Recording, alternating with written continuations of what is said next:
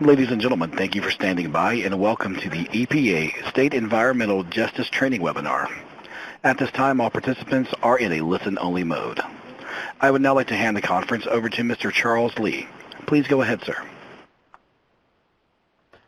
Great. Thank you very much, Mrs. Dennis. Good afternoon. As the operator said, my name is Charles Lee. I am the Senior Policy Advisor for Environmental Justice at the U.S. Environmental Protection Agency. I want to welcome you to EPA's State Environmental Justice Training webinar on rural water issues, progress and challenges in implementing California's human right to water. Environmental justice advocates have pointed to the human right to water as a very important concept. For example, the 2019 National Environmental Justice Advisory Council report on water infrastructure recommended that government treat water as a human right, stating, quote, ensuring that all Americans have affordable, reliable, and sustainable access to safe drinking water is a defining problem of the 21st century. Water is essential to human life. But in the United States today, a community's drinking water quality depends heavily on that community's wealth, racial demographics, and access to political capital. Our nation's children cannot live long, healthy, productive lives without consistent and reliable access to clean water. The purpose of EPA's State Environmental Justice Training webinars is to build long-term capacity among practitioners working to advance environmental justice at the state level. This is the fifth and final webinar for 2019 in this series. Thus far, for the first four webinars, more than 4,000 persons have registered with representation from government agencies in all 50 states, Puerto Rico, Guam, and the District of Columbia. Additionally, over 80% of evaluation respondents stated that they intended to use one or more approaches learned in their own work. While one overall goal of this webinar series is to share approaches that can be replicated elsewhere, I want to point out that our speakers today would hesitate to be prescriptive. They have cautioned me that every state is unique and theirs is a set of approaches based on California's experience. Hence, I hope that you will be proactive in identifying ways of things of value for your own situations. In addition, we plan to conduct another webinar on rural water issues in the future focused on model programs from other states. As you know, this project involves creating a repository of state EJ tools and resources that everyone can easily access and utilize. Hence, we are recording these webinars and will post them on EPA's newly created Environmental Justice Learning Center website, the URL for which is on this slide. Additionally, we have been distributing the YouTube links for prior webinars, and if you need them, please contact Erica Farrell from the EPA Office of Environmental Justice or myself. Before we introduce today's webinar speakers, I want to share with you some important logistical information. First, we will have 3 presentations today. After these presentations, we will open it up for questions and answers. If you have a question, please use the question and answer pod in the Adobe Connect seminar room, and Erica will keep track of them for us to pose to the speakers. We are asking you to type in your questions to ensure the best sound quality possible as we are recording this session. Needless to say, please mute your computers and phones. Second, we have provided the PowerPoint presentation and in the document pod and associated resource materials for you to download. And third, an evaluation will appear after the presentations, and we would greatly appreciate your filling it out. We are very fortunate today to have 3 incredibly dynamic and substantive speakers who can provide a first-hand perspective on how communities, advocates, researchers, and government policymakers are developing and implementing a set of human right to water policies in the state of California, and how they are tracking progress towards safe, accessible, and affordable drinking water for all people. Our first speaker, Susana de Anda, has taken her passion for social justice and turned it into a lifelong effort to assist members of her community by providing access to clean drinking water. Susana is the co-founder and executive director of the Community Water Center, a nonprofit environmental justice organization based in California's San Joaquin Valley. The Community Water Center's mission is to act as a catalyst for community-driven water solutions through organizing, education, and advocacy. Susana is a seasoned community organizer and has received numerous awards and recognitions. These are too many to list right now, but two that stand out are the James Irving Foundation Leadership Award in 2018 and Newsweek magazine's 100 Fearless Women in the World in 2012. Susana's experience includes planning and organizing positions at the Center for Race, Poverty, and Environment, the County of Merced Planning Department, the Santa Barbara County Water Agency, and the Santa Barbara Nonprofit Community Environmental Council. Susana has earned a BA from the University of California, Santa Barbara, with a double major in environmental studies and geography. And so now is my great pleasure to turn it over to you, Susana. Thank you. And good morning and good afternoon to everyone that's joining us today. As mentioned, my name is Susana de Anda, and I'm here to share with you how frontline impacted communities are shaping California water policy. As mentioned, our mission is to act as a catalyst for community-driven water solutions through organizing, education, and advocacy in California. Keyword here is a catalyst for community water solutions. It's vital to understand that the work that the center has been working on for the last 13 years, our big policy wins and shifts have only been successful because we are working within and alongside community partners to shape lasting policies that help bring relief in California. I do want to note that I am here to share with you our work in the state of California as an example, as an approach to allow others to think about as, one way to achieve the certain change that we're trying to have in this world. Right now, over 1 million Californians are exposed to unsafe drinking water each year. This is right now to date. We have many Californians waking up every day not having safe drinking water in their taps or in their schools. And what that means is that many people are having to worry about not swallowing the water they use to brush their teeth, or have to worry about making sure that your child is taking bottled water in their backpacks so that your child doesn't drink contaminated water at school.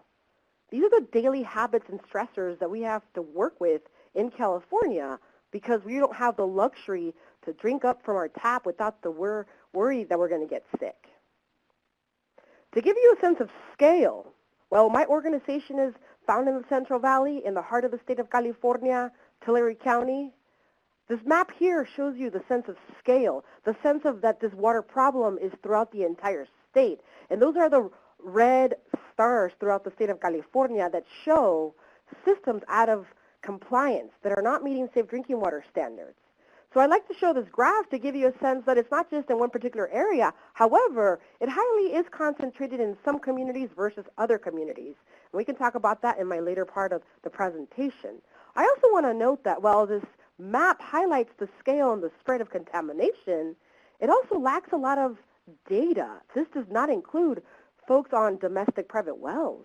And we know that there's many residents in California who rely on private wells who are also exposed to contaminated water, things like nitrates, uranium, 123 TCP, arsenic, chromium-6. This is the type of tap water we're exposed to. This is the type of tap water that no one needs to have this exposure to. And if we are going to be exposed to this, it's important that we understand water quality so that, most importantly, we make informed decisions for our health and our families. So what does this mean? What does it mean not to have safe drinking water? Well, what that means is that many residents are having to make additional drinking water decisions. They're having to pay a water bill, some of the highest water rates in California for toxic water, and then on top of that, they have to make sure that they buy vended water or additional drinking water sources. As such, Berta Diaz is showing you here on this slide the stress after going to work. She still has to come home and make sure that she's bringing vended water to her home to ensure that her family has safe drinking water. And recognizing that these are hard-working familias who are having to make these tough trade-offs. Many of our residents are having to pay up to 10% of their household income alone on drinking water. You know, in California, it is our hardest. Low-income families are having to pay some of the state's highest water rates for water they cannot drink. And then on top of that, they have to buy bottled water, so we're paying twice for water. You know, arsenic and nitrate contamination disproportionately affects low-income communities and communities of color. So this is a very intentional haves and have-nots. It is our low-income families who are having to pay this price, whereas other affluent communities who have more resources don't have to live with this reality. And that, to me, it is an environmental injustice, and it needs to be leveraged and solved by impacted residents to ensure that we provide adequate resources and design the solutions adequately for our needs.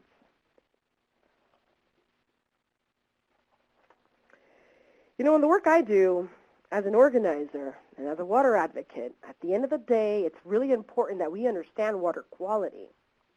It's important to understand the kind of quality of water we're getting because then we're able to make informed decisions. The photo that I have here that I'm sharing with you all is we have two sources of water that I've gotten from people's tap water.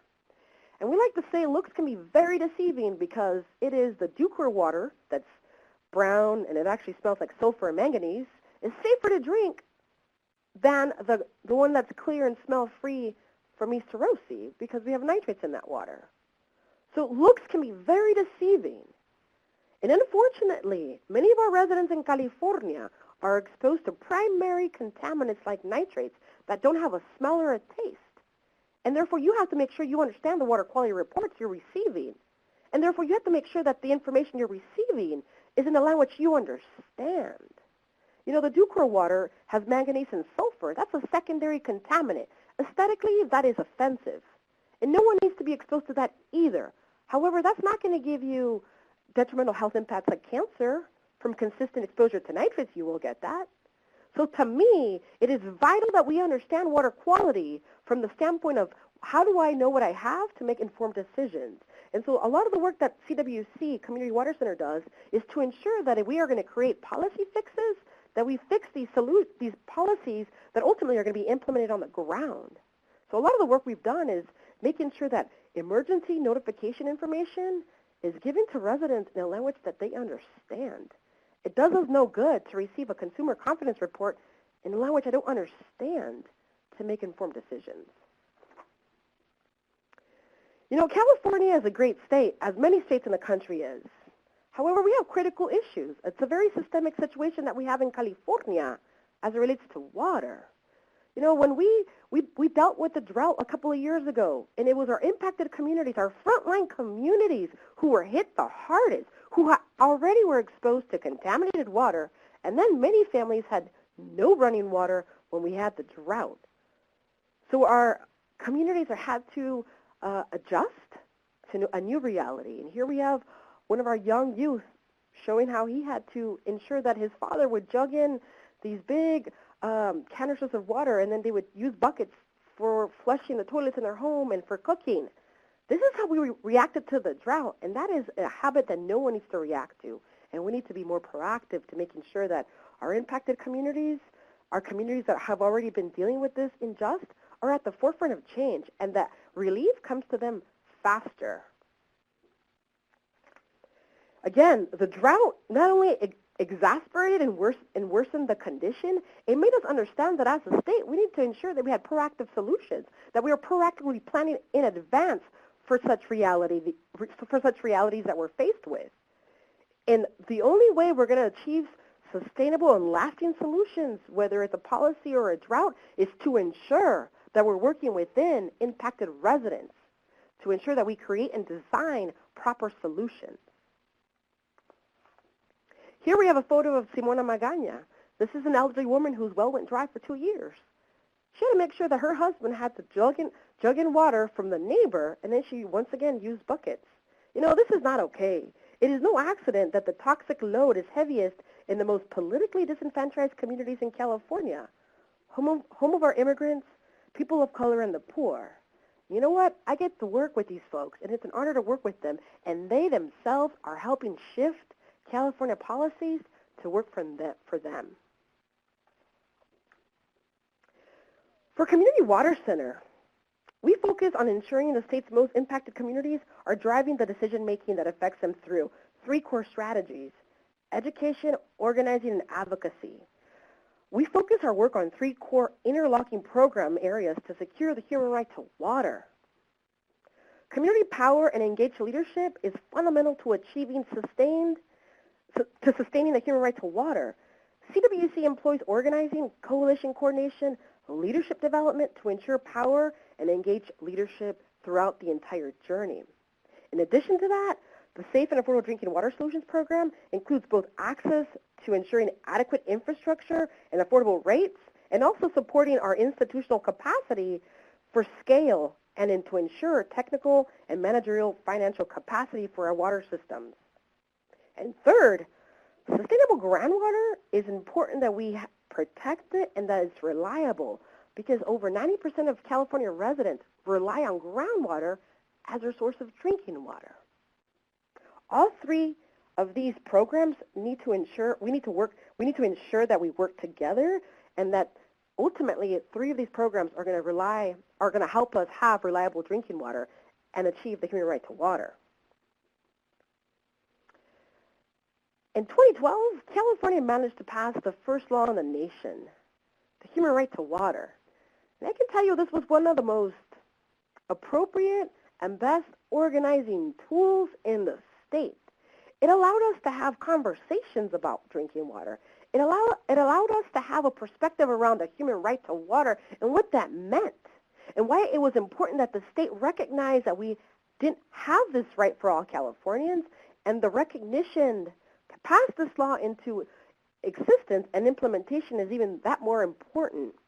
In 2012, we passed it, and it basically said that every human being had the right to safe, clean, and affordable and accessible water adequate for both human consumption and cooking and sanitary purposes. You know, I got to tell you, if you read this policy, you think we're living in a third world. Well, guess what? California has third world conditions that we have to bring up in relief. So while we passed it in 2012, it doesn't mean that the state is in conformance with the law. As I mentioned earlier, to date, we still have 1 million Californians without safe drinking water. So we're not implementing this law, this right. And it's important to recognize that this Human Right to Water Act, while it was the first in the country, it's also very indicative of the conditions that we face in California. And it's a foundation of which we work on to ensure that any policy, any resource is built on this premise of the human right to water. That said, because groundwater is our source of drinking water, it was vital that the state of California managed our groundwater effectively. Prior to 2014, we had nothing as such. It was a free-for-all. People can over-extract and pump up groundwater at their leisure for their benefit. And once again, those that had access to better resources had a deeper well into our aquifers. And prior to this law, there was a lot of over-pumping of our groundwater, which caused subsidence, which we're never going to get that back once the ground drops. That capacity underneath our feet will never be there again. So SGMA was a vital act passed in 2014 to ensure that we properly manage groundwater for beneficial uses and to ensure that drinking water is a priority as well, not just supply. Most recently, this year, in July, after 2 years, we managed to pass what I say is the biggest gap to implementing the human right to water in California, which was the Safe and Affordable Drinking Water Fund. We really believe that in order for our systems to be out of compliance and into compliance, we needed to create a source of permanent funding available for these systems to tap into and not have to continue to increase water rates for operation and maintenance. That style was very unsustainable. And so we managed to pass the Safe and Affordable Drinking Water Fund this year. It was the leadership, our grassroots impacted residents at the forefront of this campaign, working with researchers, working across agencies, that made this fund pass this year. This means that we're going to have $1.4 billion available for the next 10 years for both short-term and long-term solutions for our communities. That is one of the biggest wins, I would say, this decade to implement the human right to water. You know, we live in the California that we shape the California we want to live in. We believe that community resident engagement throughout all of our campaigns will lead to better outcomes, and that ensures long-term solutions. It is vital to create and design programs around and with engaged communities for true solutions, for proper long-term solutions.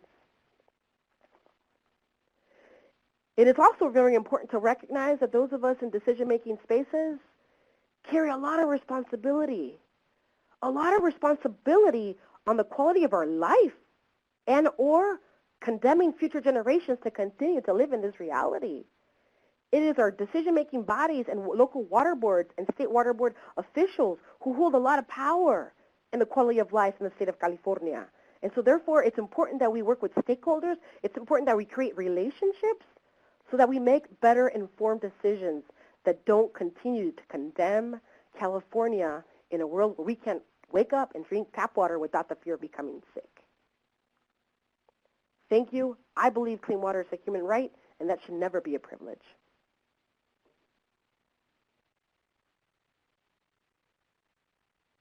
And, for such a great presentation. Now we're really honored to have our second speaker, Joaquin Esquivel, was appointed to the State Water Resources Control Board by Governor Jerry Brown in March 2017 and designated by Governor Gavin Newsom as chair in February 2019. Previously, he has served as the Assistant Secretary for Federal Water Policy at the California Natural Resources Agency in the Governor's Washington, D.C. office, where he facilitated the development of policy priorities between the agency, the Governor's office, the California Congressional Delegation, and federal stakeholder agencies. For more than 8 years prior to that, he worked for U.S. Senator Barbara Boxer of California, most recently as her legislative assistant covering the agriculture, Native American, water, ocean, and nutrition portfolios, in addition to being the Director of Information and Technology. He was born and raised in California's Coachella Valley and holds a BA from the University of California at Santa Barbara. Joaquin, it's really a pleasure to have you, and I will turn it over to you now. Thank you, Charles, and it's an incredible pleasure actually to be here today to be able to talk about a topic that certainly, as you heard from Susana, is of critical importance to communities in California, but is also critically important to this administration and myself included. And so we really appreciate the opportunity, Charles, to host and for you to host and have us here today and have this conversation. I thought I'd start really quick with a quick overview of the State Water Board, actually. The State Water Resources Control Board was created in the late 60s with Porter Cologne, the state law that created the board. It united what was then a water rights office and local pollution control districts to create an agency that had purview over water rights and water quality throughout the state. Porter Cologne was actually the model in many ways for the Clean Water Act, and it kind of speaks to definitely the leadership and long history that California has, I think, when we talk about trying to really address issues not just of water quality, but also of drinking water. So quickly, I'll give a quick background of how we got to where we are today, if you will. Back in 1921, the state actually established the use of water for domestic purposes as the highest and most beneficial use of water. Here in California and in many states, water law is based off of the beneficial use of water and the banning of or prohibition of the waste and unreasonable use of that water. And so for domestic water to be brought to the highest and most beneficial use, it means that when the board does its balancing of all the beneficial uses of water that may be accounted for within a watershed, both for environmental purposes, both for agricultural or in this case domestic, domestic water for people, that is, does rise to the highest. In those ensuring years, as I said, from 21, certainly in the late 60s when Porter Cologne was created and the State Water Board was established, we also were established with 9 regional water quality control boards. It's hard to really be able to craft water regulations, certainly in a state as large as California, given the great hydrologic variability that we have. And the regional board structures were actually really critical to having local perspective, local control, if you will, and local dialogue around the management of water resources in the context of water quality at that time. So, the fact that the state board was created, its regional boards were created, is really actually important to the discussion we're having here when we're challenged with water quality issues in rural communities, and certainly then the impact on drinking water, which are their source water. So as Susanna indicated, it said in 2012, California did make the human right to water an actual state policy.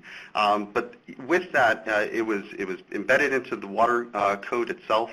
So in the water code in California, there is this right. But what it didn't come with was really any new dollars or any broader authority still yet. And what really required since 2012 was a continued discussion into California around how do we fulfill the human right to water? How do we actually make real that promise? And that sort of continues down, for myself, a logical progression in 2014 when the Division of Drinking Water was brought over from the Department of Public Health and brought to the State Water Board. So as I indicated, the State Water Board had previously had purview over water rights administration and water quality throughout the state, and now in 2014 was provided the Division of Drinking Water. So as a regulatory entity, I make this point, California and the State Water Board, it exists in a pretty unique space. No other state that I know of has an entity that has regulatory purview on water rights, water quality, and drinking water. And so that shift really accelerated many of the discussions around how to fulfill the human right to water. As Susanna had indicated, 2014 was a critical year because it was also the year that the Sustainable Groundwater Management Act was passed. And really, these activities all occurred in California's last drought. So we really see how drought, how conditions of stress or emergency can really highlight what are long-standing challenges that communities may be facing, and that's certainly the case in the Central Valley and many rural regions of California, where these water quality challenges and water quantity have been around for decades. In many ways, these are endemic challenges that we've struggled with as a state, but the drought brought to light really in a powerful political moment the plight of these communities and the continued commitment from California to say we have to do better and we have to address them. In 2016, the State Water Board then adopted the human right to water as a core value and directed staff to begin to consider how our activities impact and advance the human right to clean, safe, affordable, and accessible water adequate for human consumption, cooking, and sanitary purposes. I just want to land on that for one moment. The sanitary component, although we're talking about drinking water today in today's discussion, is really just as critical and is such a key component. You know, when we go into the communities that don't have access to clean and safe drinking water, they often don't have access to adequate sanitation. When I say that, it's usually communities are on septic systems, so you have systems that often contribute to the nitrate pollution in the very groundwater basins that they're pulling from, and so we continue to see really the need to address access to sanitation just as critical in the fulfillment of the human right to water because of its nexus and its relationship with water quality. And then that then brings us to the present when, it's not on our slide here, but just recently, earlier this summer, the California legislature, through the leadership of Governor Gavin Newsom, passed the Safe and Affordable Act, it's SB 200 in this case. And what that does is create for the first time a fund at the state to pay for operation and maintenance dollars. You'll see in a moment as I go through my slides, but that was really the critical component that was missing out of all the sort of resources and toolkits that we had and authorities that we had sort of amassed, if you will, these last really, say, 5 years since the Division of Drinking Water, and really since 2012 when the Human Right to Water was passed, but since the Division of Drinking Water, at least for my regulatory hat, once it came to the board, again, it was the sort of missing piece of the pie, and I'll go more into that in a moment when it came to the passage of that. And so kind of completes this sort of arc of time and effort and momentum that really did start, as you heard from Susanna, from communities themselves standing up, becoming empowered in this discussion, no longer, and being able to start to access politicians, the legislature, and also the regulatory agencies to create these changes. The Division of Drinking Water coming over to the state board, the granting of additional authorities around how we fulfill the human right to water, those are all driven by the communities in California that had identified these needs and saying these are the institutional changes that needed to happen. So, all of that then adds to the fact that why are we doing these activities? Why is it that we need to be having such a focused policy discussion in California around the lack of access to clean and safe drinking water and the future really of our systems? And that's because of the challenges that they face. We know that California's, between irrigated agriculture, its population, and the industries that require water, we're going to continue to see demands put on our water resources. And those water resources arguably are already stretched. So with climate change and rising income inequality and California's high cost of living, these are all impacting the affordability of water, the management of water, how we discuss water, how we view the resource within our communities, and ultimately, it's all of these things. The challenges we face from an inherited legacy, where we contaminated rivers, we contaminated aquifers, we've done activities that have made our drinking water less reliable, and layer on that those legacy inheritances that we have, the challenges of climate change, and the growing understanding that we have of the challenges our watersheds face, and it makes for some incredible challenges, and particularly on the drinking water side. And I think that there really is no place more where all of those challenges, all of those struggles really kind of layer most than in the Central Valley, where disadvantaged communities that have, again, historically struggled for access to clean and safe drinking water, or also with the cost of housing and living in the state rising, are really being squeezed out, and just the sector changes that are happening in agriculture because of the Sustainable Groundwater Management Act and others.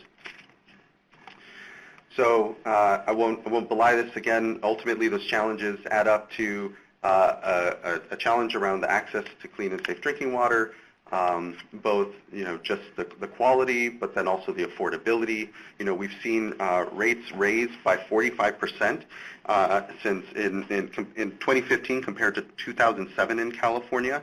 That's a significant rise, and that's because of many different factors. It's because of new maximum contaminant limits and, in 123 TCP or other contaminants that we are setting limits for, that then the cost of treatment raises that cost of water affordability, or diminishes the affordability of that water.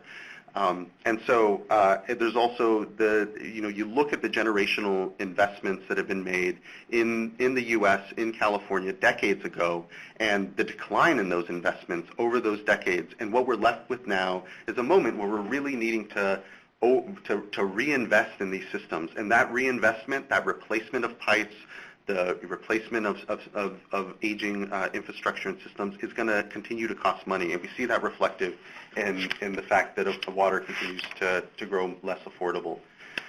So that means then we have certain funding, I would say, buckets really, and these are less the resources, but the sort of options that we have when a community doesn't have access to clean and safe drinking water. There are interim solutions, so those are point of use, under the sink, maybe filters, or point of service, so a filter that applies to the house. There may be kiosks, bottled water. These are all interim and emergency solutions that can be applied to communities that don't have access to clean and safe drinking water in the immediate.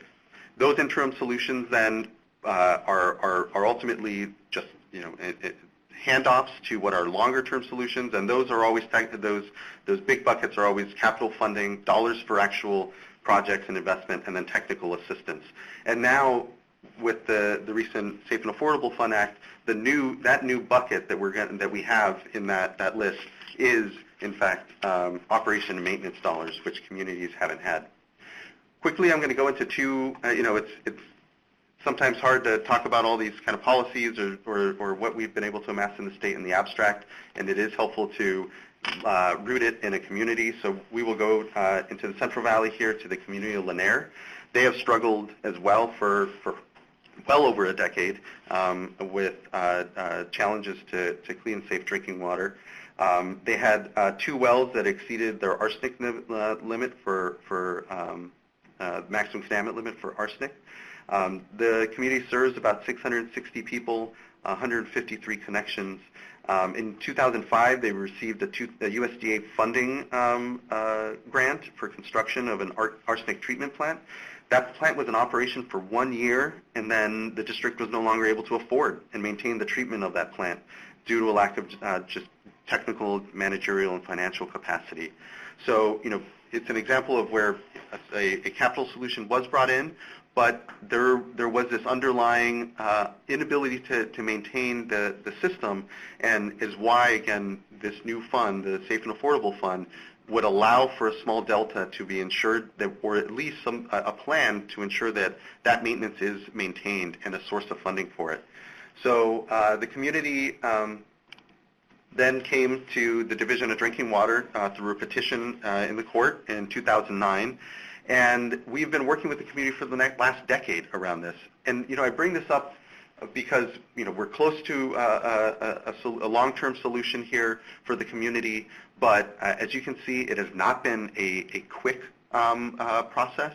It takes time, it takes resources, it takes a lot of discussion, and ultimately it required court intervention in order for the board at that time to be able to come into the community and provide resources and solutions. And so just the quick timeline, 2009, there were petitioned to the court. 2010, in August, we received, the court received, there was a receiver appointed.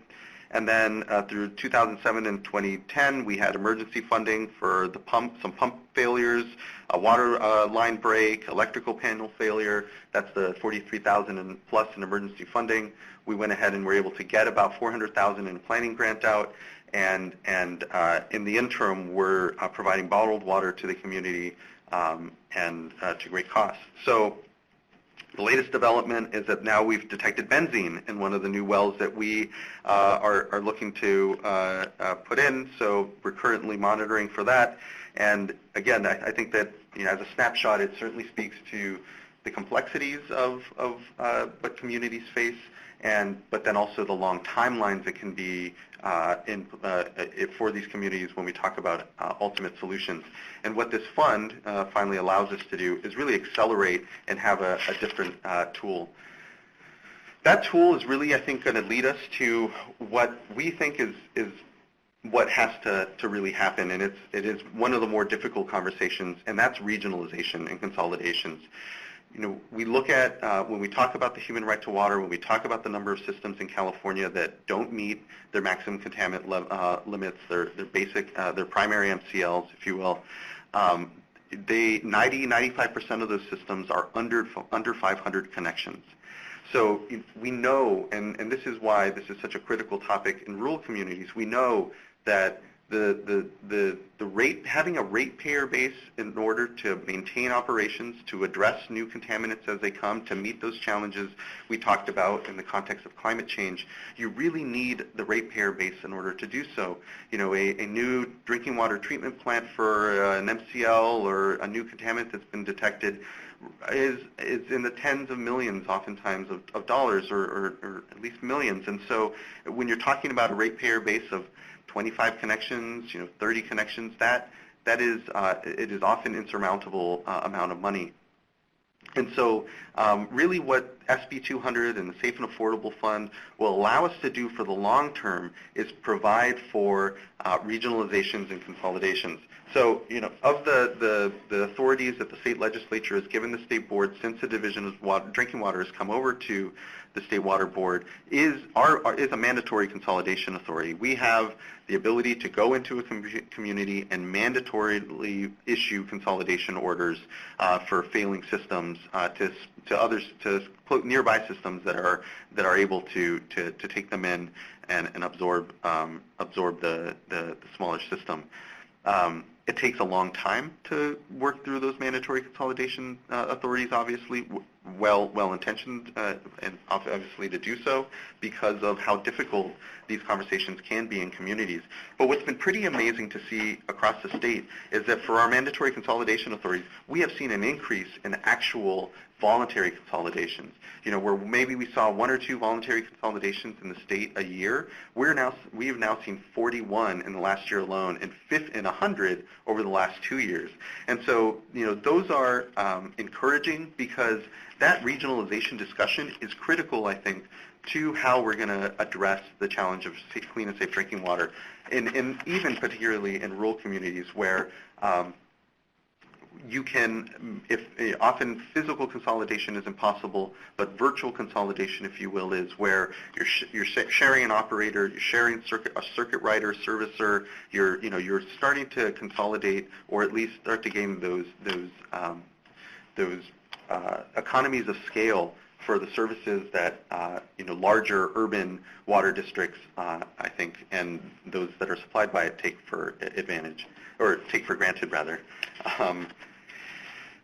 Quickly, as an example of a consolidation project, Mountain Water Systems, which is in the Cobb area and county water district.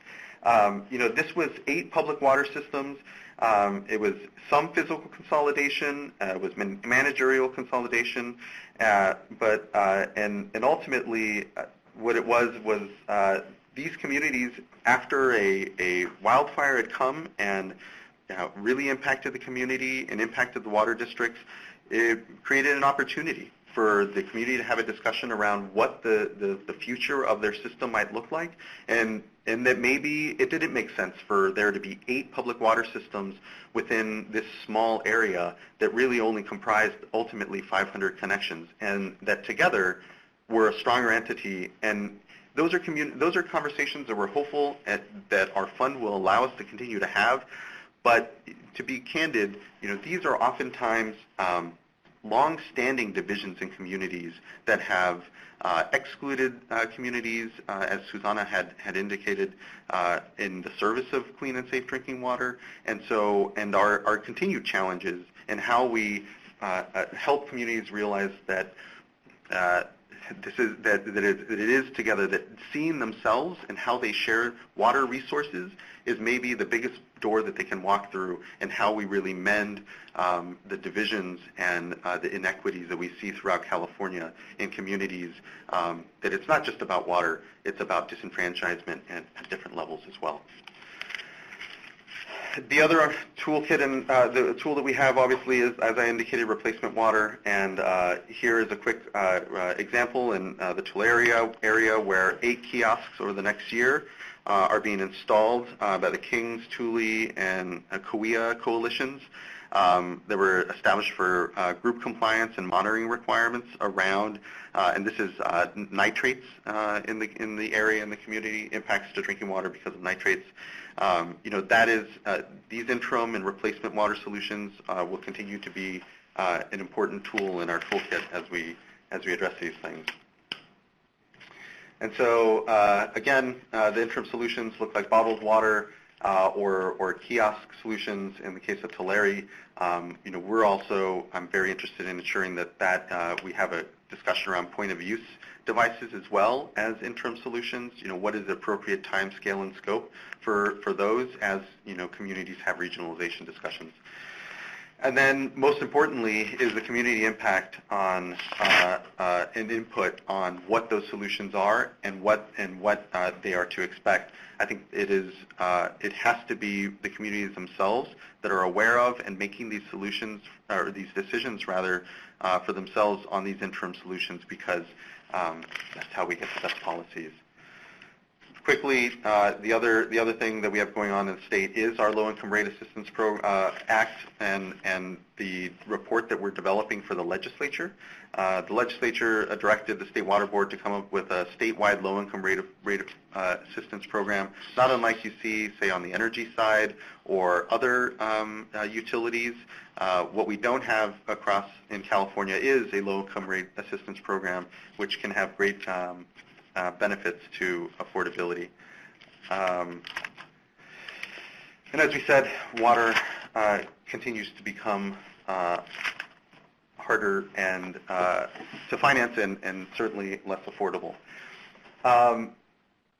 I will quickly actually skip over this. I feel like I'm starting to get a little long in this presentation, so I'll quickly skip over the Central Coast example here and really just land on one of the biggest points that I think that we can make, and that's ultimately how data and information translates into community empowerment and action ultimately.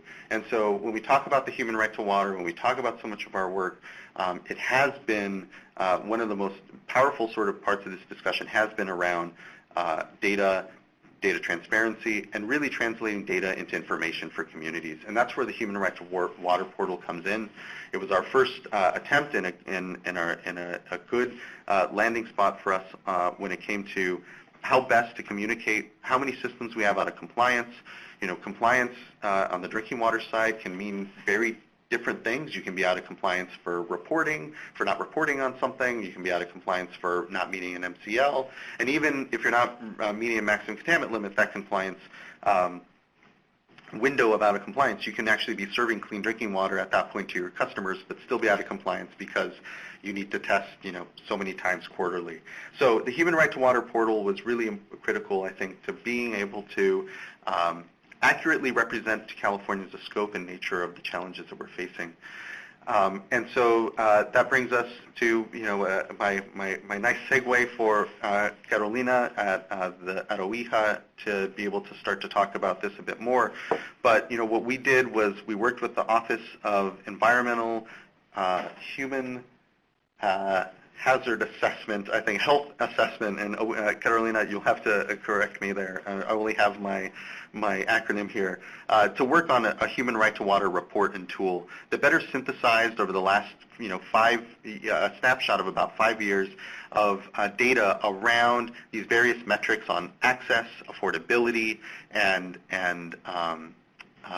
so it's been one of the more exciting projects that we've had because it's so critical to our implementation, not just of this new law that we have, but of our goals writ large around water. So moving forward, we have the SB 200 with the Safe and Affordable law. We have this new fund that allows for the spending on operation and maintenance, which complements our technical assistance dollars, which complements our capital dollars that from the state revolving fund and the Clean Water Revolving Fund, and then these funds that we have around interim solutions. And so, over this next year, the state will be further defining what that program looks like, how it fits in with our other regulatory work on the drinking water side, and we'll be excited to continue to be able to share that work. So with that, thank you. I appreciate it, Charles, and I hand it over to Carolina. Great. Well, like Joaquin, thank you, Joaquin, for a wonderful presentation. Like Joaquin said, our final speaker is Dr. Carolina Baliz. She is a research scientist for the California Environmental Protection Agency's Office of Environmental Health Hazard Assessment, where she leads OEHA's Human Right to Water work. She is also the co-founder and co-lead of the Water Equity Science Shop at the University of California, Berkeley, a cross-institutional collaboration promoting community-based water equity research. Her studies on social disparities in drinking water contamination in California, published in leading public health journals, are among the first such studies in California.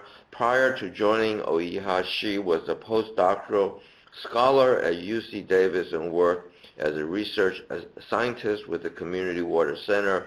She is a recipient of the Switzer Environmental Leadership Fellowship, the UC Chancellor's Award for Diversity and Community, the National Science Foundation Graduate Research Fellowship, and a Fulbright Fellowship.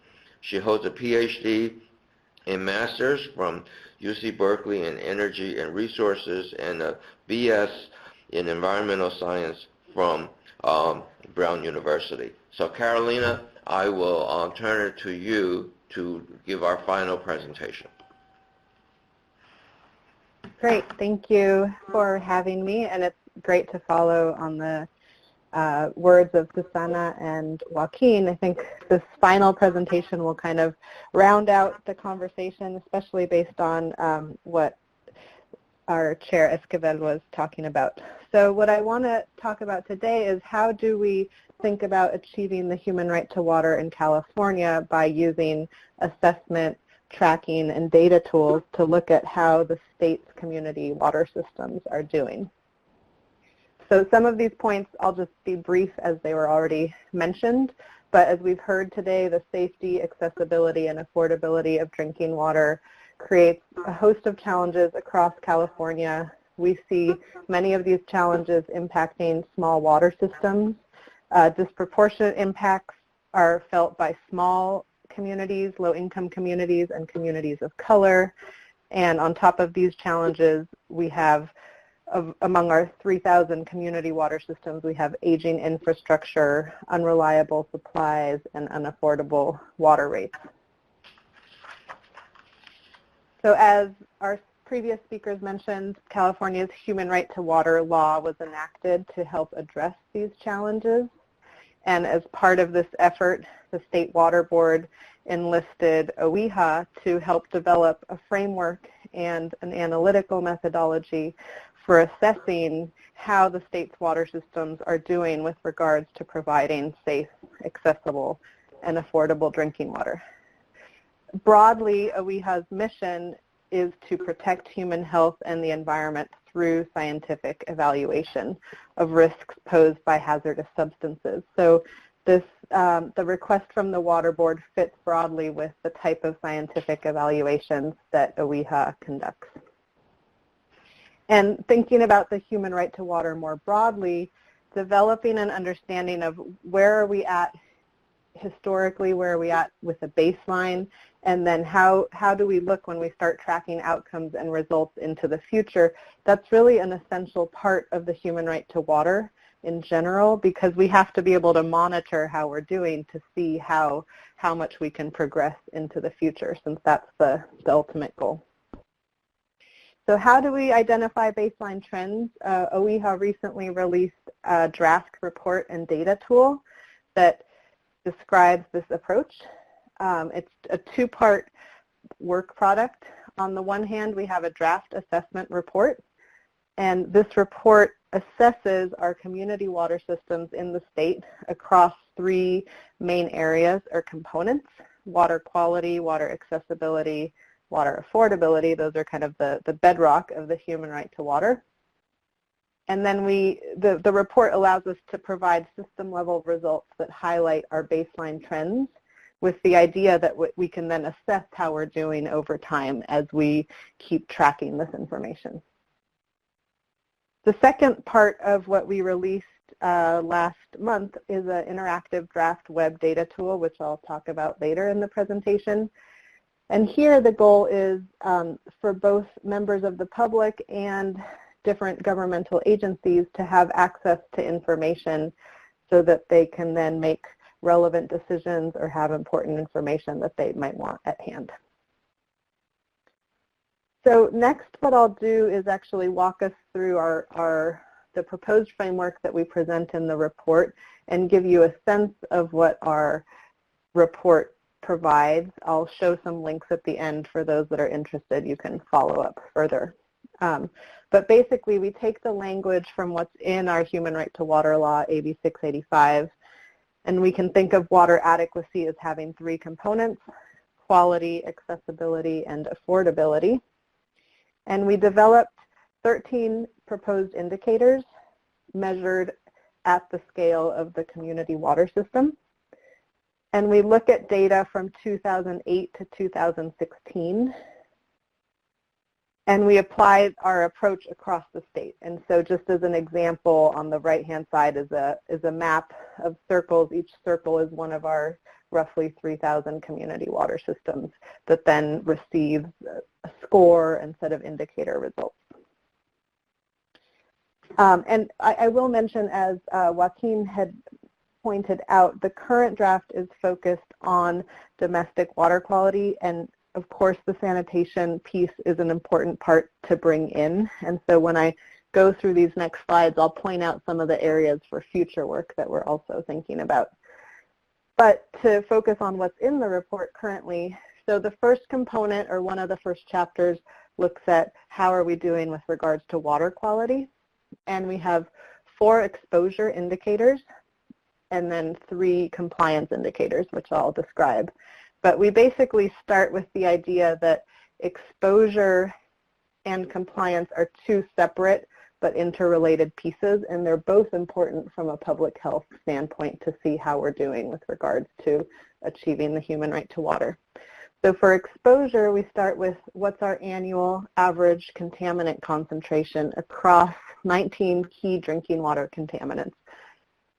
And we take that number and we turn it into 4 indicators that allow us to see which communities have potential high exposure for any given contaminant, which communities face acute contaminants. And these are contaminants that pose kind of a short-term, quick health risk, and so they're treated differently from a compliance and health perspective in California. Thirdly, we look at how long has the community been facing potential high exposure. And this is an important distinction because some of the communities in our state don't just have a one-time occurrence of nitrate or one-time occurrence of arsenic. They've had ongoing struggles for many years, and that presents a health risk for these communities and a cost burden. So knowing how long communities have a particular duration of exposure is important. And finally, we look at how much data do we actually have on water quality for systems. If we don't have data that shows our water quality results, we don't even know what people are exposed to. So we quantify the amount of water quality data that's available. The other part of our water quality piece that I mentioned is compliance. And so this is really compliance with the Safe Drinking Water Act. as relevant to California. And here we look at how many maximum contaminant level violations does the system have across our 19 contaminants. And then we develop 3 key indicators. So one is non-compliance with primary drinking water standards. That's basically how many contaminants received at least 1 MCL violation. Then we ask, were any of these acute? And thirdly, similar to exposure, we say, how long did this period of non-compliance last for? So that's just a brief overview of water quality. The second component that we look at is water accessibility. And water accessibility has a pretty broad definition in the human right to water realm around supply, adequacy of supply, continuity of supply, sufficiency of supply. All of those are really important components. Because this draft is kind of step 1 into future versions of our report and tool, we started with 3 proposed indicators, which we then want to build out over time depending on data and analytical capabilities that we can kind of tap into across the state. So what I'm presenting here is kind of phase 1, which we would then expand on in future versions. So we divide accessibility into 2 parts. One is physical accessibility. And here the indicator we have is how physically vulnerable is a water system to water outages. And we characterize what the source type is of the water system and how many sources the system has. So some of the examples that Susana and Joaquin talked about earlier are communities that might rely on 1 groundwater well. And if that groundwater well goes dry, or if it has any kind of problem, that community is out of water.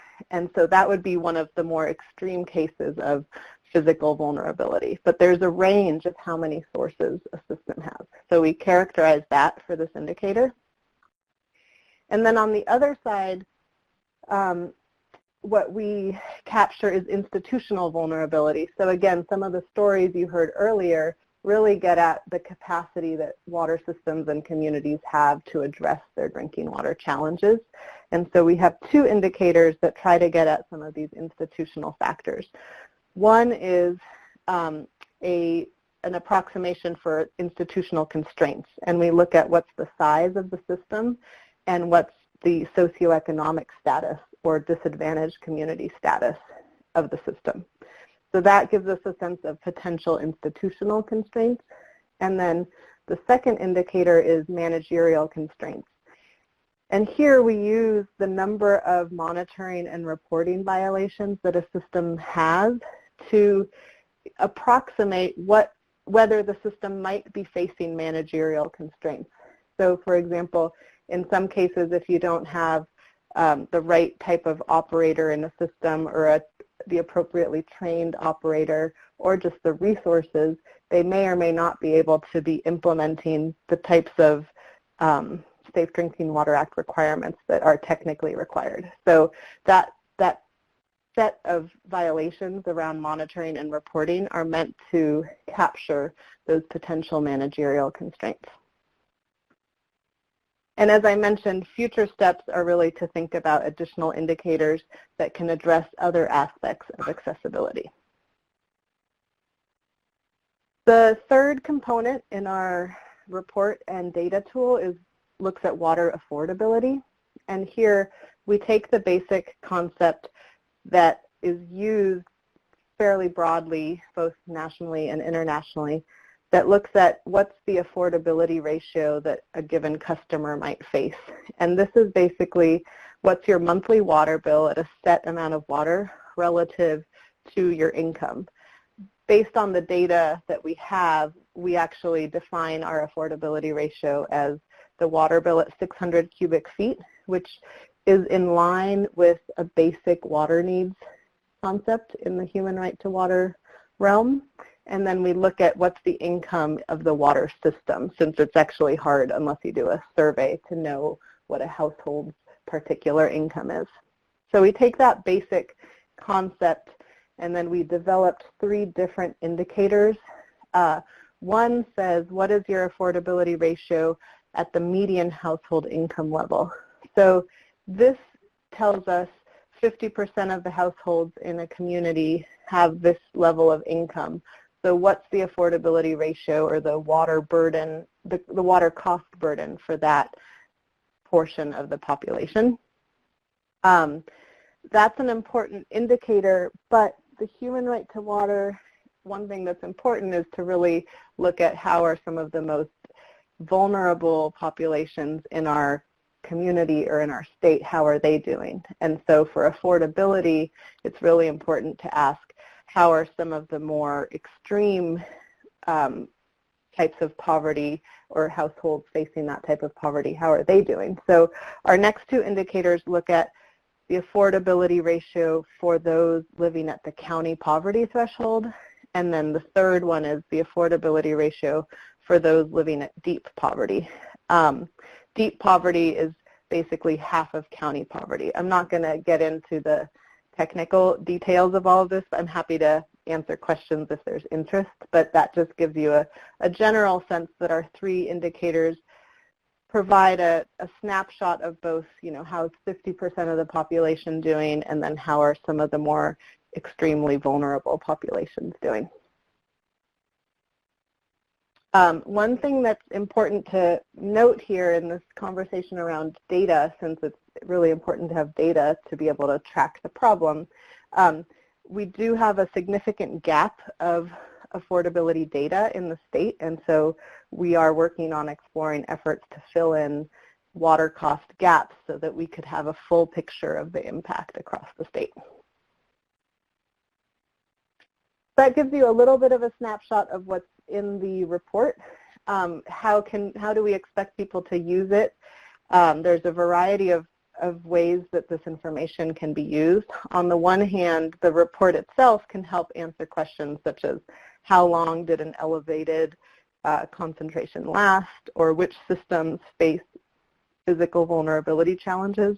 The map on the right is a little bit small, so it's hard to see, but basically each section has maps that give you a sense of the more highly impacted communities across the state. So you could use it in that way. You can also use the information to say how is a particular system doing across 3 different components. And so some systems might be challenged only with water quality. Some might have challenges with water quality, accessibility, and affordability. So the tool lets you slice things in different ways to screen for different challenges. And then you may also want to compare how's a particular system doing in relation to other systems. So what I have in this figure at the bottom is 3 hypothetical systems that you could compare their results either at the indicator level or at the composite component level. You could look across the 3 sections. And this other figure makes the point that you can basically think of different challenges or successes, really, but here it's focused on a challenge of which systems may have challenges across low water quality, low accessibility, low affordability, or a combination of those factors. A little bit on our web tool. At the bottom of the slide, I have a link to OEHA's Human Right to Water page. If you scroll down about halfway, there's the actual data tool that you can click on. I'll show another link for that. But I really encourage people to take some time and play around with that data tool. Basically, what it allows you to visualize and zoom in and zoom out across the state is the idea that you can look at how did a particular water system do for any given indicator that I described, or how is it doing for water quality as a whole or affordability as a whole. So you can have both the system level or the statewide perspective. We also, if you scroll down on any given system, you can link to the State Water Board's portal that shows currently active systems that are in or out of compliance. And so it gives you more real-time information on compliance status. So we expect that both members of the public and different state agencies will be using this tool to garner different types of information. Here's one more snapshot of how you could use the tool. There's kind of the statewide perspective, and then I have 3 images on a little subset of water systems where you could start to say, so basically in the tool and in the report, darker colors indicate greater challenges. And so if a system, let's say at the bottom, that dark green system, that is having higher affordability challenges, but it doesn't look on accessibility, it's showing up with a lighter color. So this system might be facing more of an affordability challenge than accessibility challenge. So you can start to play with those results and compare across systems in that way. Next steps for our work. First, we're currently in a period of public comment. We released our report in August, and public comment goes through November 8th. So we really look forward to hearing from a broad array of stakeholders commenting on the report and the tool. We're also have a month of public workshops on the report and platform. I've listed these various dates here. Our webinar just passed last week. Our academic workshop, which is this coming Friday, is going to be webcast. So even if you're not in California, you should be able to dial in. And this is a workshop where we have invited academic panelists to comment on the report and tool, and the public is welcome to attend and comment. And then on the 17th, we have a technical workshop, which is meant for anyone of the public, but NGOs, water industry, water utilities that might want to dig in more deeply into the report and offer comment. That's kind of set up for them in Sacramento. And then we have a series of community workshops where we really want to hear from people on the ground about how the report and data tool matches their lived experiences and what we might want to consider in that regard.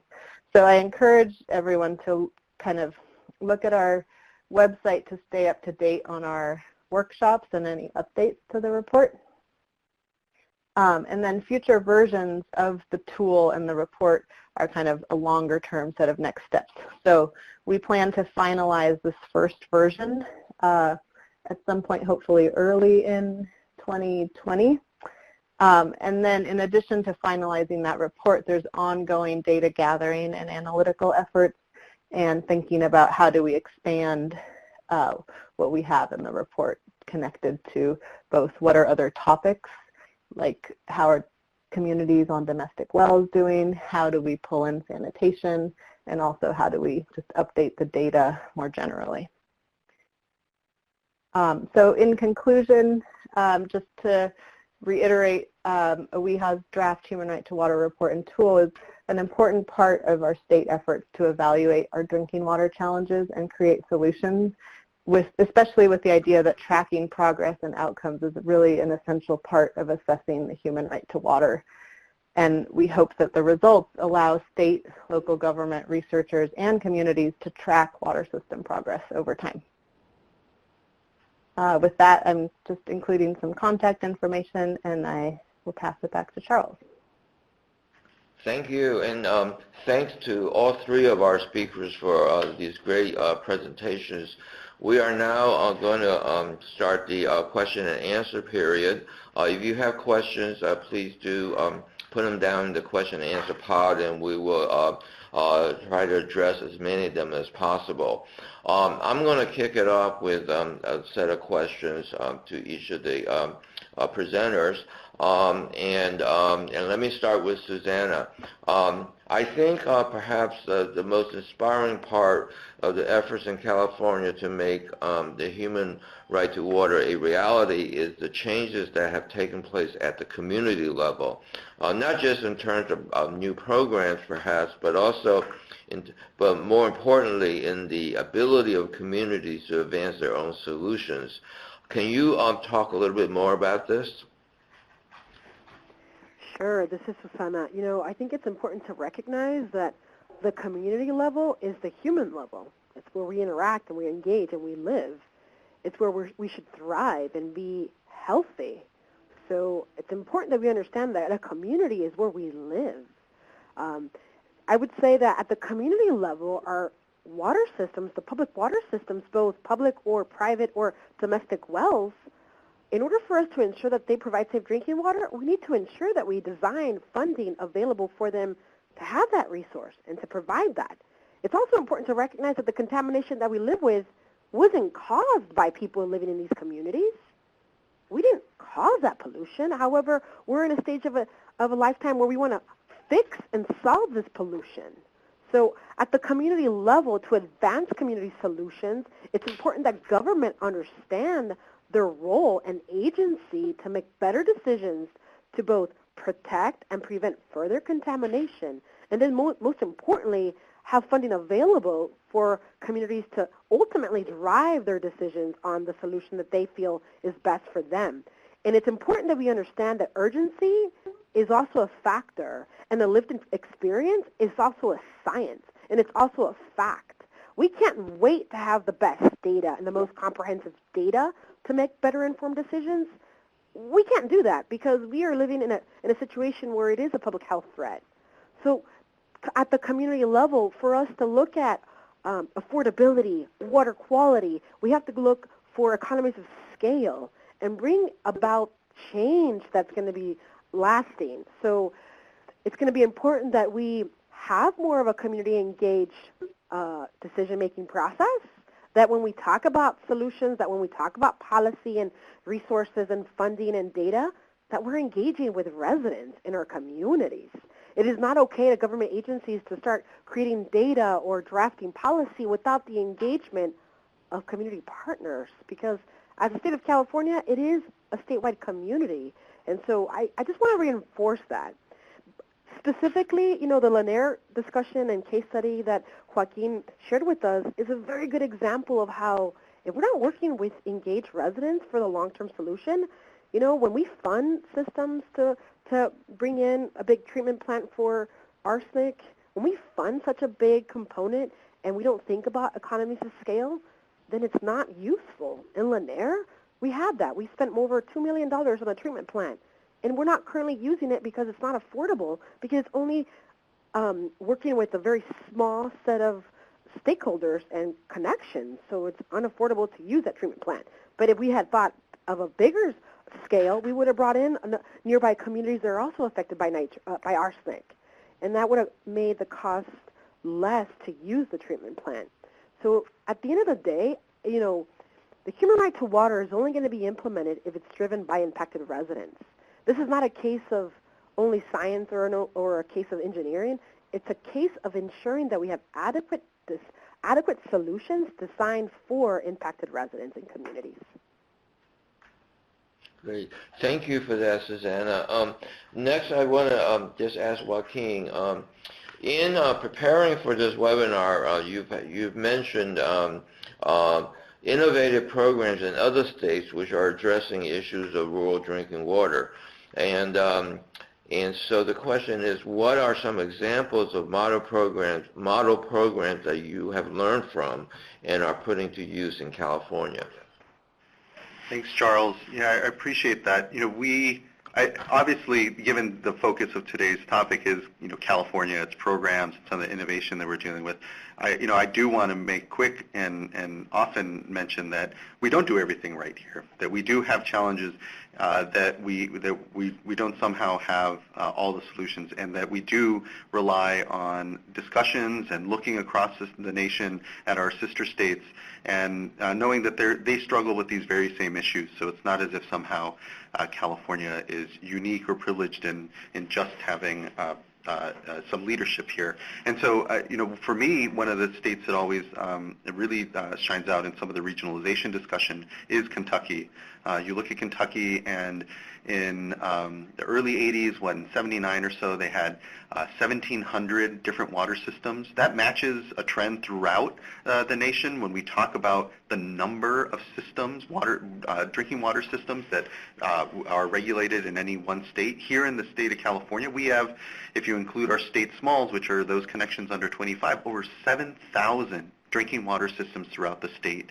3,600 of those are the larger agencies that the state board regulates. But those thousands and thousands of drinking water systems, you look at other sectors, you look at energy, you look at, you don't have is sort of disparate a management of the resource, and it goes community by community. And so Kentucky went from 1,700 systems to about 600. And with that, it's not a silver bullet. It doesn't mean that you no longer are challenged by drinking water issues, but you at least are preparing the drinking of the systems, the regionalization that needs to happen, so that, as Susanna indicated, you have those systems of scale that are able to plan, able to invest, and able to maintain access to clean and safe drinking water into the decades ahead. And so, Kentucky shines bright. Also, I'd flag that North Carolina has a very transparent way in which they communicate the health and status of various drinking water systems. I think that sometimes communities themselves don't realize that they have 15, 20 different water systems within a relatively small space, and that there may be economies of scale there. And so being able to provide better information about water districts themselves, about your district, what is the current status of things, North Carolina has established a pretty good dashboard system, which I think we're looking at. So thanks.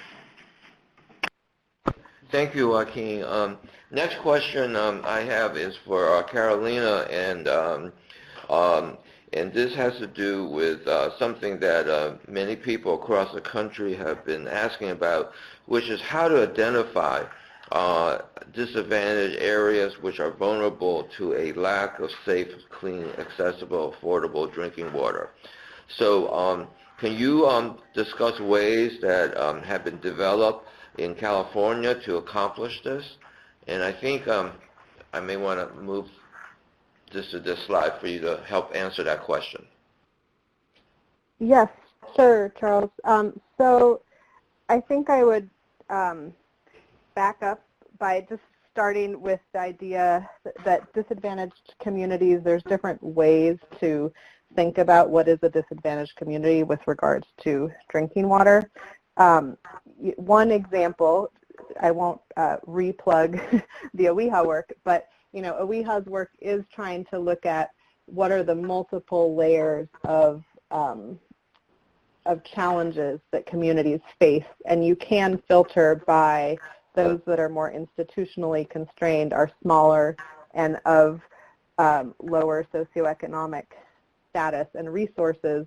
And so those communities on our tool, you can actually start thinking about which disadvantaged communities have multiple types of water challenges.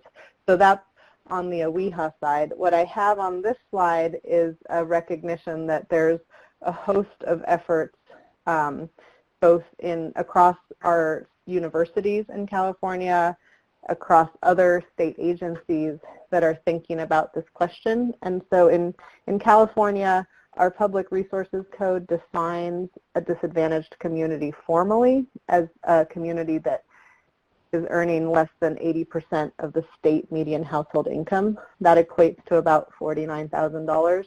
We also have severely disadvantaged communities, which earn less than 60% of the state's MHI. And so I put some links here if people are interested. On the right, UC Davis, led by Professor Jonathan London, conducted a study, and they have a report online. I have the link there. But they have a report that focused on how to identify disadvantaged communities that are also unincorporated. So those are communities that are outside of city boundaries, which face a whole nother set of challenges. And their work was really wonderful in not just identifying those communities in the Central Valley, but then thinking about how close are they to places that might have clean water that they could connect to. So that's another take. And then the other links that I show here, Tracking California is an effort mainly based at the California Department of Public Health, but they have a really nice online tool that is specifically focused on water quality. So it doesn't bring in this DAC formal definition that I was talking about, but you could find out more about water quality. The state board has their compliance information on their portal.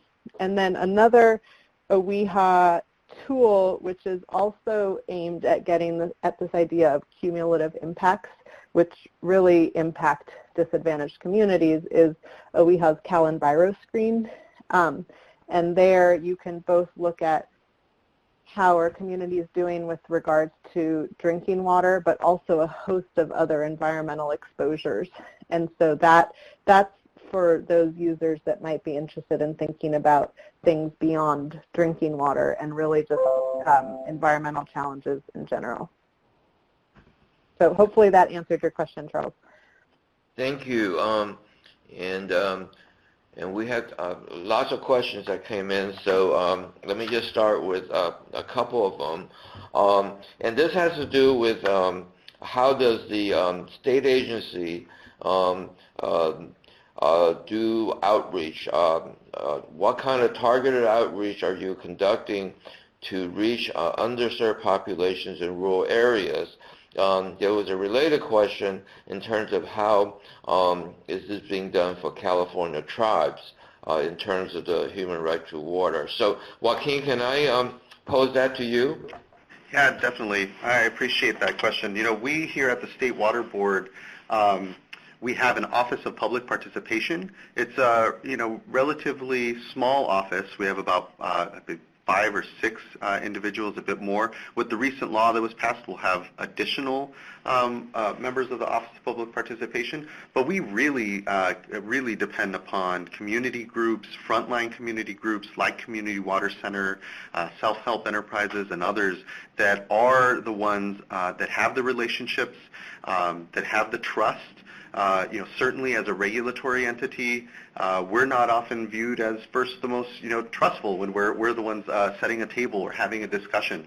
And so frontline community groups like Community Water Center are critical allies and collaborators in this space. Our small team is able to amplify our work then, that community engagement, those meetings, the facilitation and discussion around them because of groups like Community Water Center. And that extends as well to that tribal relationship then in outreach. Certainly our tribes, it's a sovereign relationship that we have with tribes. It is one of tremendous respect, and one, as Governor Newsom indicated recently, that wasn't always fulfilled insofar as the promise of what that government-to-government relationship should be with our tribes in the state. And so we take that task very seriously as well. We just actually came out with a tribal consultation policy that formally directs and gives guidance to the regional water quality control boards and the state board itself on how to engage tribes in tribal consultation in these discussions. And so, like I said, I think the real cornerstone is a collaboration and communication with the frontline groups out there that have those trusted relationships and are able to synthesize and ensure that we're getting the spread and engagement that we need, particularly on these issues of drinking water. Thanks, Joaquin. Next question has to do with the OEHA web tool. And I guess, Carolina, you're the best person to address this, which has to do with, can you provide some examples of which state agencies have used the OEHA web tool to inform their work? Sure, I can answer that. I think I would clarify that we just released the tool in August, and the tool and report were developed based on a request from the Water Board. So we're kind of in the very early phase of launching the tool and exploring just how both the Water Board and other state agencies might be using this, but it's definitely part of this larger conversation of how do we identify which systems face challenges.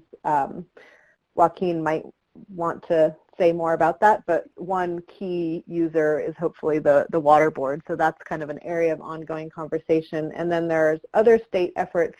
Department of Water Resources has an effort that's looking at how to identify drought risk across the state, and so we're exploring how our tool can inform their effort. But really, there will be more of this hashed out in the months to come as we get more involved with the use of the tool.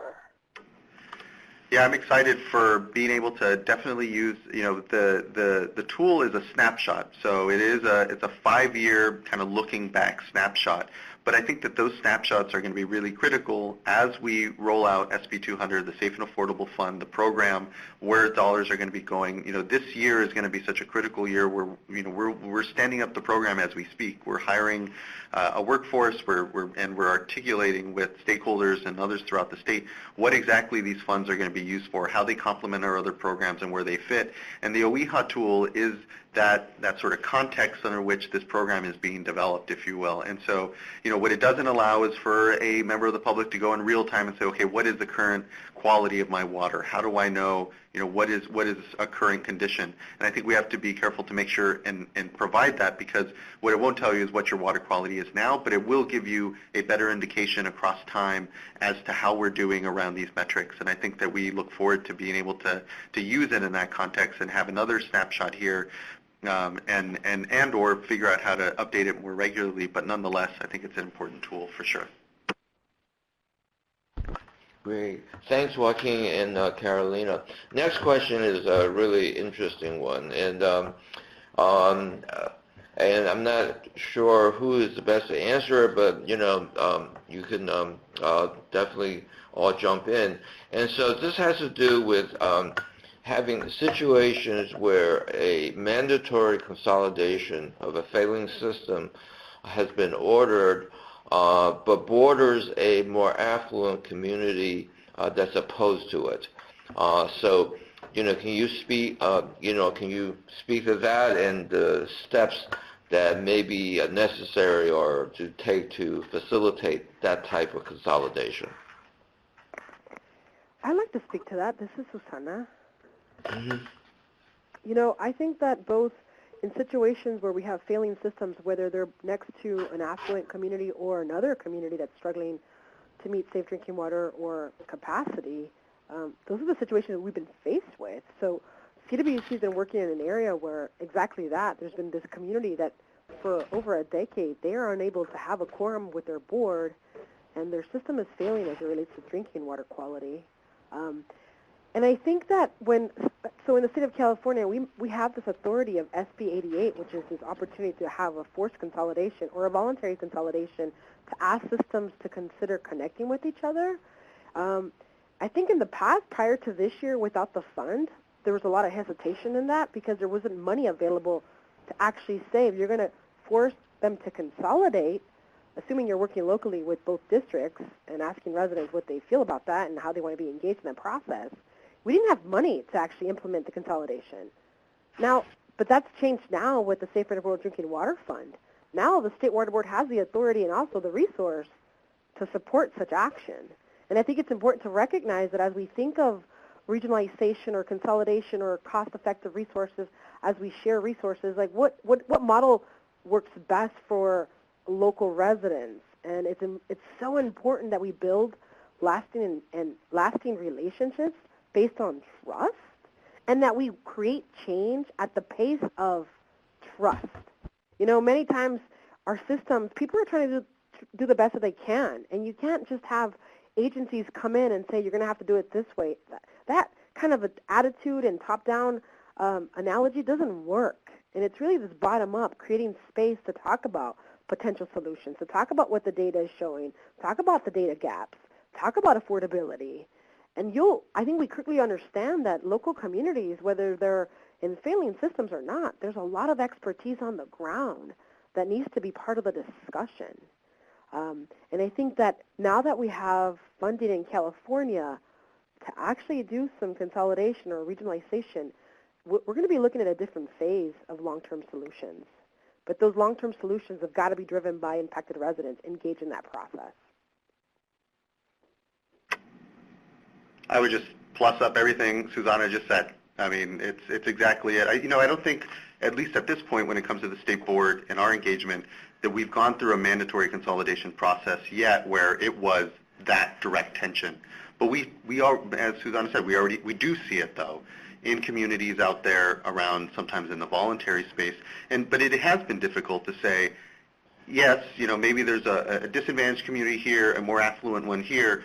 Well, that affluent, community should automatically just take in that failing system, raise rates all around, and then, absorb that. It's difficult. And so having actual financial resources now to ease that relationship, to open that door, and to take that off the table at least and say, well, what is then the other holdups? Because here is a source of financing that can help alleviate those concerns there, and really build the trust, hopefully, to have that conversation in the community, because it can be us going through and saying, yes, we will. It doesn't matter. We're still going to force you to go through a mandatory consolidation, but is that change going to be lasting? And will those community members see themselves still yet then as that single community, or a community that was forced upon it, and it still continued to create challenges? And I think that's, it's going to be a balance of both ultimately, because I think what we've seen with our mandatory consolidation authorities is a greater willingness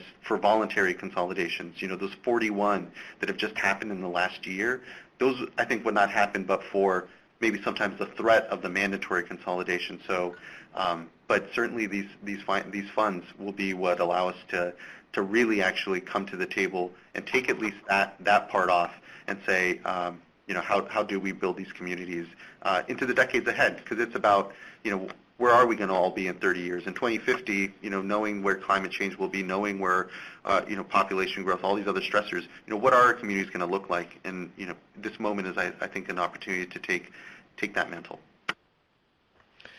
So the next is a set of questions, all under the theme of so how has the human right to water and other such policies changed relationships between communities and agencies? One variation of that is, particularly for Susanna, your vision for recommendations how state agencies should be working together in partnership with organizations such as yours and others. And then another one is has to do with all this going on, how do all the pieces fit together? And that was asked by a person that grew up in Taft, California, and is the daughter of a farm worker. And so I think they're all interrelated. So, I can ask each of you to take a crack at it. This is Susana.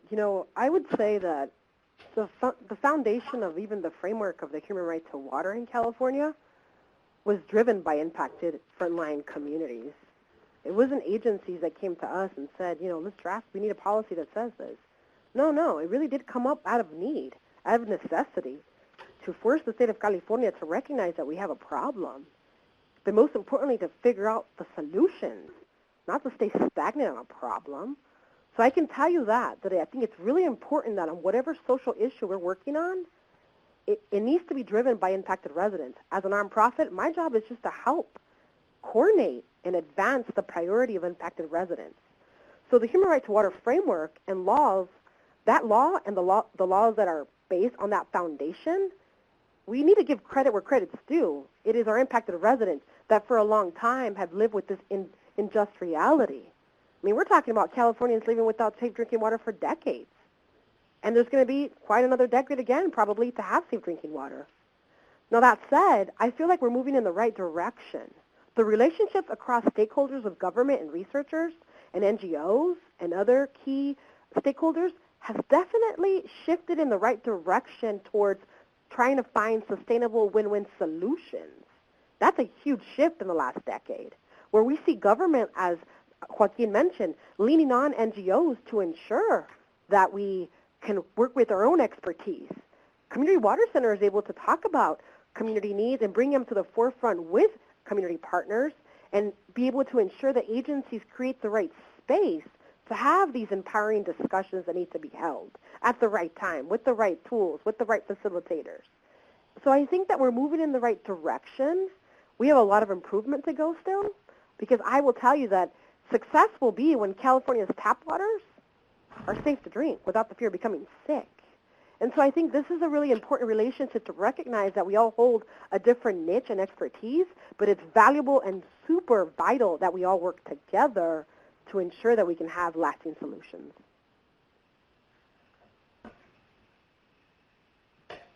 Thanks, Susanna.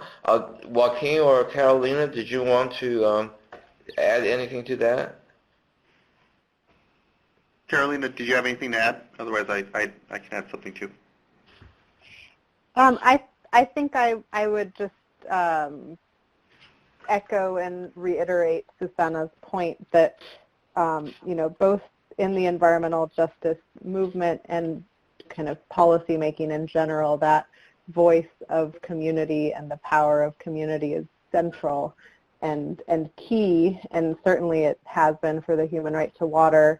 And what Susanna was saying, which I've been witness to and we've all been witness to, is there's been so much power in the interrelationship between state government, communities, and the research community in addressing these problems and having these conversations. And it's really, if we track our progress from 10, 15 years ago when we started working, or at least when I started working on these issues, and we see where we are today, I think it's really a moment to be proud in California at how communities have been able to push the state, have been able to inspire really important research, and then all three of those sectors working together to address those challenges has been really important. Yeah, I think it really has been incredibly impactful, and I mean the human right to water law, as we said, it kind of came. It's there. It's kind of self-encompassing, and it doesn't come with much implementation in of itself. And it's really been the work since then, since 2012, these last 7 years, if you really want to frame it there, of communities continue to advocate for additional authorities, whether that was mandatory consolidation authority or the ability for additional technical assistance, or now here at this culminating moment with the Safe and Affordable Fund. It has been this real reconnection of communities with government and researchers, and kind of a collapsing of the discussion in that table. And it's been pretty incredible and empowering, and it's been because of just the I don't know, it was just maybe just the right mix of things between the drought, between the law, but these are struggles that these communities have been under for decades. And so I think I at least feel just very fortunate to be an inheritor in many ways of a lot of that work. And certainly, Governor Newsom, in our slogan, Californians, California for All, is about reconnecting and reinvesting in that relationship with communities and government, and making sure that government does work first and foremost for those frontline communities that are exposed to the greatest challenges and risks in the state. And just kind of fortunate, I think, to be in a moment where we're able to capitalize on so much of that movement, and then in this moment, and now say, well, how do we live up to this opportunity and expectation, and really get into implementation these next years in a way that we continue to drive, and be honest that we are challenged, and will continue to need to be particularly at the government and the state level, more aware of our authorities, more aware of that big picture, and look forward for that. Great. Well, let's see. We are running pretty close. We're running 15 minutes over already, and so I just wanted to close with one question, which to each of you, in terms of what's your sense of some of the greatest challenges to continue progress in this area, and I'll let each of you speak to that, and then we can close out. Yeah, this is Susana. I think that I would say that the next phase, I don't see it as a challenge. I see it as a great opportunity to continue to work across agencies, across stakeholders to ensure that we implement the human right to water the best way that we can, to ensure that we continue to have good regulatory programs to prevent further contamination of our groundwater sources. I think that we're going to also have to ensure that we coordinate effectively so that we implement the fund in California. I think that we have money on the table, but that's not going to be enough for the big problem that we're faced with. So I look at it as an opportunity and something that we're excited to work across stakeholders and work with government agencies and the polluting entities as well to come to the table to figure out the long-term solutions. I love the state of California, and I want to be able to grow in this state, have my family here, and I don't want to condemn my future generations of familias to live in this crisis that I've been trying to solve. So I look forward to working with everyone on this phone and across the country to ensure that in the United States we can have safe drinking water as a human right, and it should never be a privilege. Great. Carolina, did you want to go next? Sure. I appreciate hearing Susana's framing of this as an opportunity. I certainly agree with that, and I would say, it's certainly an opportunity, and just the fact that we have such a fragmented system of water supply in the state. We have this tremendous opportunity of resources and political will and community power, and just the challenge of charting a course forward of how do we move towards a more sustainable and equitable water landscape. So it is an opportunity and a challenge, and I think, then there's these external factors that I would pull in, which is even as we have money to address current challenges with climate change, with future droughts, with emerging contaminants, we're always going to have to stay nimble at how do we continue thinking about providing safe and affordable drinking water across the state. Yeah, completely. I think echo those themes. I think we're I think I said this earlier. We're inheritors of a pretty incredible legacy with generational investments and also these legacy pollution challenges and all of it.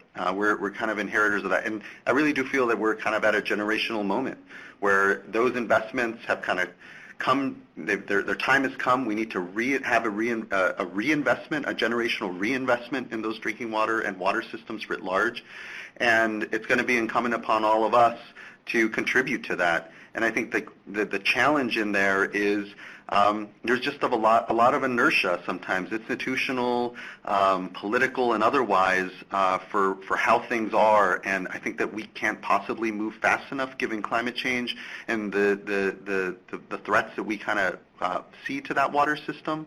And so we're going to have to be able to not let sometimes maybe a national politic or sort of politic general sort of divide us as communities and people. And going back to, I think, the themes that Susana really hit strongest on, these are then just opportunities for us, but they are central to how we see ourselves in the future, how communities themselves see their neighbors in the years and the decades ahead. And to the extent that we can stop seeing each other as sort of adversaries or competitors in a limited space, but actually just really dependent upon one another, particularly in the water space for success. Hopefully, that's something that we can continue to do as Californians, as communities, as Americans, I think, when we talk about these water challenges we face. Great. Well, thank you for that last set of comments. I think we're going to bring it to a close now. I want to really thank in the most sincere way, our speakers, Susana Dianda, Joaquin Esquivel, and Carolina Belize. These are really inspiring presentations, and something we all have a tremendous amount to learn from. And I want to also thank Deldy Reyes of Cal EPA for helping to organize this webinar, and as always, to staff here at the EPA Office of Environmental Justice, particularly Erica Farrell, for staffing this project. This is the, as I said in the beginning, the fifth and final webinar in this webinar series for 2019. As I said also, we have invested in this as a long-term strategic investment for building capacity on the part of practitioners working to advance environmental justice at the state level. And so we are going to do another round of these in 2020. With that, I want to thank everyone for participating today, and we look forward to talking with you next year.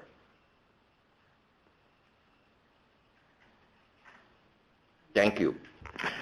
Thank you so much, Charles. Really appreciate it. Oh, and one last thing I was told, make sure everyone please fill out the evaluations. And thank you to Susanna, Joaquin, and Carolina once again. Operator, we can close the call at this point. Thank you, sir. Ladies and gentlemen, thank you for joining today's call. You may now disconnect.